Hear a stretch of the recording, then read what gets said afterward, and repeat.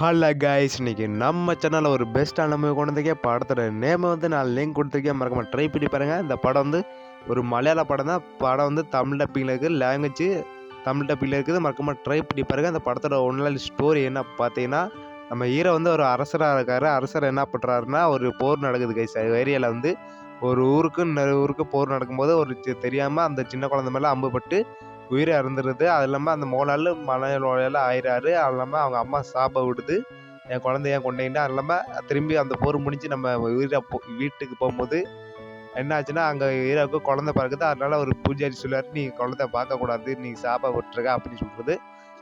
அது இல்லாமல் நம்ம ஹீரோ மலை நோயால் ஆகி அந்த ஹீரோ இறந்துறாரு தண்ணியில் விழுந்து. அது இல்லாமல் அந்த குழந்தை பிறந்துச்சா மோகன்லால், அவர் வந்து வெளிநாட்டில் இருக்கார். அது இல்லாமல் அவருக்கு அப்பப்போ கனவு வரும். அதுக்கப்புறம் அந்த அரச நாட்டை வந்து ஒரு வில்ல வந்து கேங்கை அழைச்சிக்கிறப்பாப்புல. அது நம்ம சித்திரை பண்ணும்போது நம்ம அந்த வெளிநாட்டில் ஒரு ஹீரோ இருந்தார்ல, அவர் வந்து மறுபடியும் அந்த அரண்மனை போய் அப்படி அந்த வில்லனை கேங்கை அழிக்க போகிறாங்க. அதுதான் படத்தோட கதை கைஸ்.